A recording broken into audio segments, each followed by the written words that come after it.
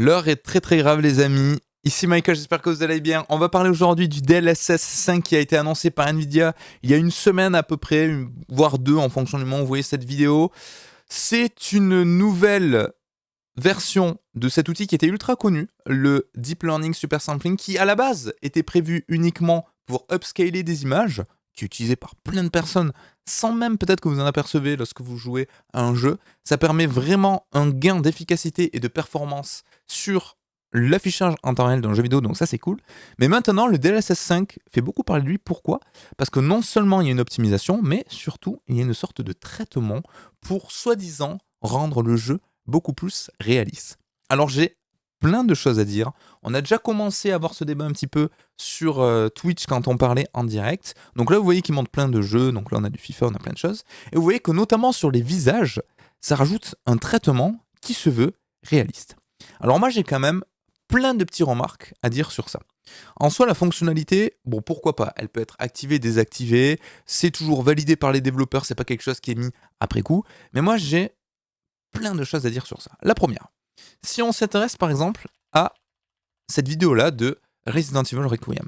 Donc par défaut, on a un rendu qui se veut quand même réaliste, on n'est pas sur un jeu ultra stylisé en termes de direction artistique, mais on remarque qu'il y a plein de détails qui vont sauter. Par exemple, si vous regardez cette partie-là, vous voyez qu'on a une sorte d'atmosphère qui retransmet une sensation, un sentiment. Vous voyez un petit peu, on sent que c'est pluvieux, qu'il y a une sorte de brume qui est créée, etc.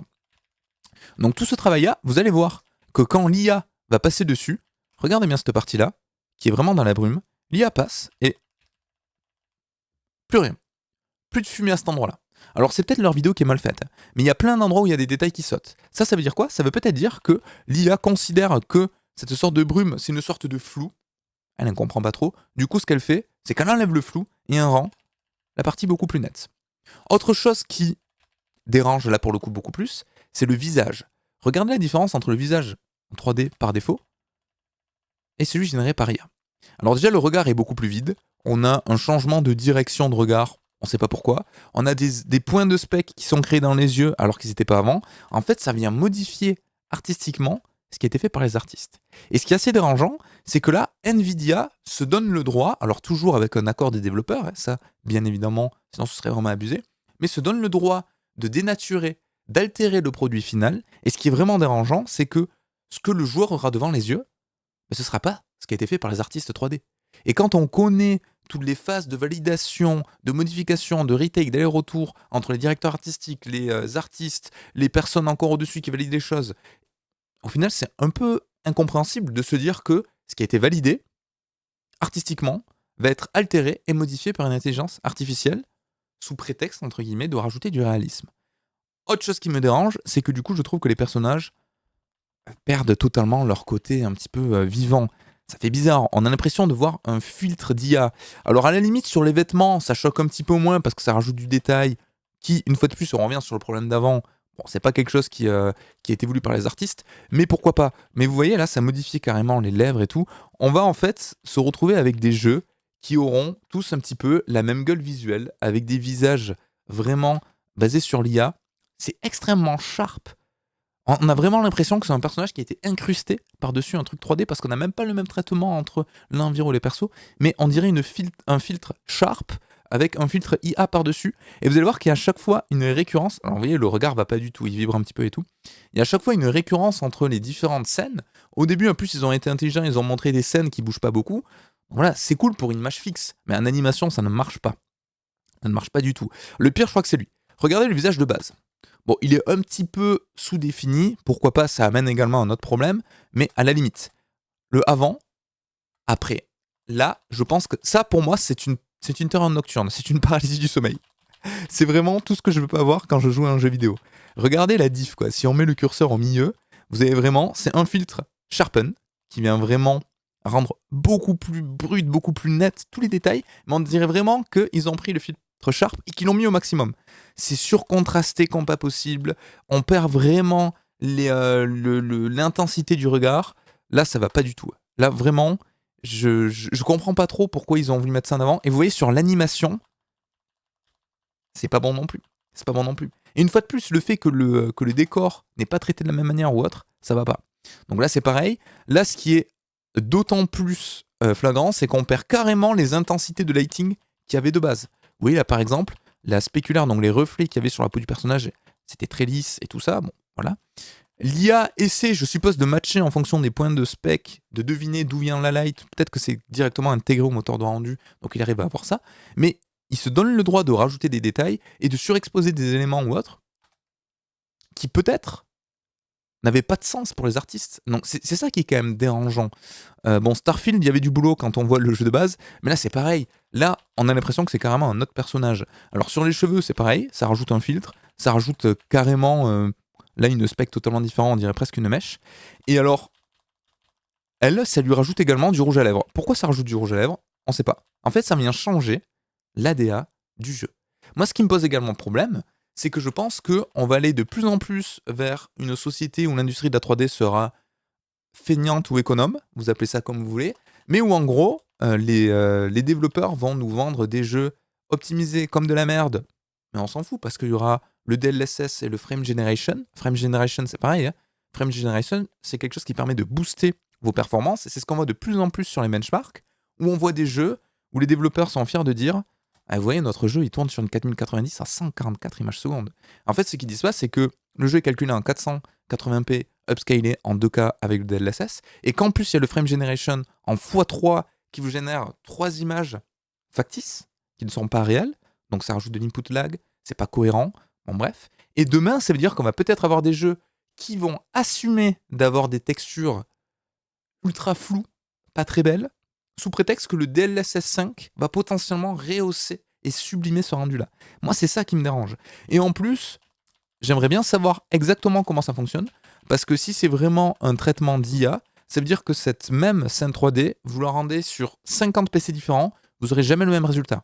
Ça veut aussi dire que d'un plan à l'autre, d'une cinématique à une autre, potentiellement, le visuel de vos personnages va un petit peu changer. Pour moi, ça, c'est un petit peu catastrophique. Et vous voyez, on a vraiment le filtre Sharp partout. Là, on est basé sur des rendus réalistes.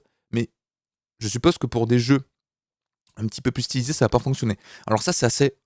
Là, ça, c'est fou. Là, c'est pareil. Ça fait un petit peu peur. Pourquoi? Déjà, on a l'impression... Vous savez ce qu'on a l'impression? On a l'impression, alors selon moi, que là, on a une sorte de tracking, un mauvais motion tracking de visage sur une image. Sur une vidéo, pardon. Ça fait cet effet-là. Comme si on avait fait un motion tracking d'un scan 3D mis dessus. Mais du coup, la cohérence globale de la scène n'est pas du tout cohérente. Alors, autre problème également, hein, si on revient un petit peu en arrière, là, tout à l'heure, on parlait d'intentions de lighting qui sont positionnées. Alors, il faut bien savoir que quand on fait des trucs comme ça, des cinématiques, on a des lights positionnés par des artistes pour retransmettre une information et tout ça. Là, vous voyez, il y a pas... Alors, il y a une petite rim light juste ici, une backlight, mais elle n'est pas abusée, elle vient pas silhouetter tout le personnage. Passage de l'IA, accrochez-vous bien, regardez ça, on a vraiment un silhouettage partout sur mon personnage. Ça vient, on dirait vraiment qu'il est incrusté par-dessus un élément 3D, ça c'est vraiment catastrophique. Et une fois de plus, ça soulève tous les trucs qu'on disait tout à l'heure, où on a vraiment l'impression de voir un vieux filtre, en fait une génération d'images IA directement dans nos jeux vidéo, quoi. Donc je pense que on voulait pas forcément voir ça, donc Nvidia... si j'avais été à leur place, j'aurais pas mis ça en avant. Alors sur FIFA, il y a un autre débat. Sur FIFA, quand vous jouez à un jeu de foot, vous voulez incarner une personne qui existe vraiment dans la vraie vie. Donc à la limite, le côté altérer l'artistique est un petit peu moins présent. Parce que déjà, sur ce genre de jeu, on a de la photogrammétrie ou du scan 3D qui vient scanner le visage de la personne, plus projeter la texture de la vraie personne dessus. Donc l'objectif de ces jeux, c'est déjà de se rapprocher de la version la plus réaliste du véritable joueur. Je connais rien au foot, donc je ne saurais pas vous dire qui c'est, mais cette personne-là a certainement été scannée en 3D. Donc à la limite, on peut se dire, là, quelqu'un qui joue à FIFA, lui, il veut incarner le personnage qui existe dans la vraie vie, donc pourquoi pas? Mais ça pose des problèmes sur l'animation technique. Regardez, quand ça bouge, il y a des bugs de partout. Regardez ça. Ça, c'est pas un problème d'encodage YouTube. Tous les tours, vous voyez, on dirait... C'est normal, hein, c'est les traitements d'IA, c'est ce qu'on avait au début quand on avait les générations vidéo. Tous les pourtours vont être un petit peu flous, vont un petit peu baver, on va avoir de l'aliasing, on va avoir une sorte de morphing entre l'intérieur et l'extérieur parce que l'IA va s'arrêter de traiter ici, on va essayer de le merger avec ce qu'il y a dessous. On voit les yeux qui explosent totalement sur ce personnage. Là, vous voyez, on a plein d'artefacts, vous voyez, sur les passages de silhouette d'une personne à l'autre. Donc là, en plus, ça soulève plein de problèmes techniques. Donc il y en a partout. Hein. Lui, à un moment, son bras, bon, ça devient n'importe quoi. Ça ressemble un petit peu à ce qu'on avait aux prémices de la génération d'IA. Donc ça, je pense que ça va être corrigé, malgré tout. C'est plus une problématique technique qu'autre chose. Vous voyez que lui, la cohérence de sa tête, du coup, elle est carrément déformée par endroits et tout.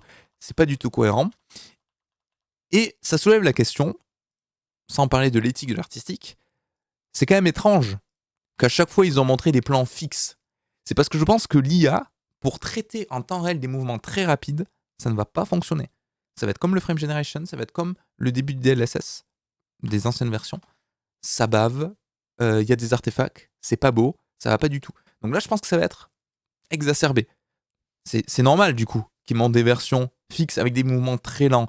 Et le seul moment où ils ont montré des mouvements rapides, c'est bizarre, c'est full buggé. Donc ça montre quand même que techniquement, ils sont pas prêts. Je crois que ça va sortir à la fin de l'année. Donc je pense que je le testerai quand même par curiosité. Quoique je sais pas si ce sera compatible avec toutes les cartes graphiques ou s'ils vont nous dire que c'est que sur les 5000 ou autre. Mais en tout cas, le plus gros souci que ça soulève, selon moi, c'est le fait... Alors déjà, moi, cette image, je pense que ce sera la miniature. Hein. Je serai en mode, oh mon Dieu. Parce que c'est... Enfin, vous regardez plein d'images générées par IA, c'est littéralement, c'est ça. C'est ultra sharp, c'est ultra contrasté. Ça se veut réaliste à tel point qu'on peut compter presque les pores de la peau. Moi, je veux pas voir ça dans un jeu vidéo. Et une fois de plus, les artistes ont travaillé pour avoir un certain rendu visuel qui a été validé artistiquement et qui sera modifié avant que les gens jouent au produit final. C'est ça qui est quand même fou. En fait, vous allez jouer à un jeu différent de celui qui a été créé. Moi, ça me rend... je sais pas. Moi, ça me pose un problème. Alors, je sais pas ce que vous en pensez. La section commentaires est bien évidemment... là, pour ça, on pourra avoir les débats dedans. Je sais qu'à chaque fois qu'on parle de l'IA, il y en a qui sont pour, il y en a qui sont contre. J'insiste sur le fait que, techniquement, je trouve que c'est extrêmement bluffant et intéressant de savoir faire ça. Donc, ça peut être cool. Hein. Par exemple, pour refiltrer des textures, des fois. Mais en tant que développeur et en amont, ça voudrait dire que ouais, t'as pas de budget pour faire le bois de ta porte, tu le fais un peu en mode low. Avec ton IA, tu génères pourquoi pas des détails, tu fais ok, je veux mettre ça dans le jeu. Mais ça veut dire que tu mets ça dans le jeu de base et quand tu livres le jeu final, il n'y a plus rien qui est modifié. Là, c'est quand même la première fois dans une industrie de réalisation d'œuvres artistiques qu'on a une altération du produit entre le créateur et le client. Donc entre ces deux, on a une modification faite par IA. C'est quand même fou, c'est quand même fou. Donc n'hésitez pas à me dire ce que vous en pensez. Est-ce que ça vous choque? Est-ce que vous trouvez ça bien? Vous avez le droit, hein, bien évidemment. Il y en a qui vont être en mode, bah c'est cool. Déjà, il y aura des limitations sur tous les jeux qui auront une stylisation particulière, ça va pas marcher. C'est sur les jeux qui se veulent un petit peu réalistes en termes de rendu. N'hésitez pas à me dire ce que vous en pensez. Que vous soyez pour, contre, je vous demande juste une chose. Respectez-vous dans les commentaires. La dernière fois, vous avez été tous très courtois. Donc, merci beaucoup pour ça.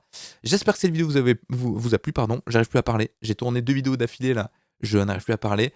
Merci à ceux qui soutiennent la chaîne sur Tipeee. Merci beaucoup. Vos noms vont s'afficher dans quelques instants. Je vous souhaite une bonne fin de journée.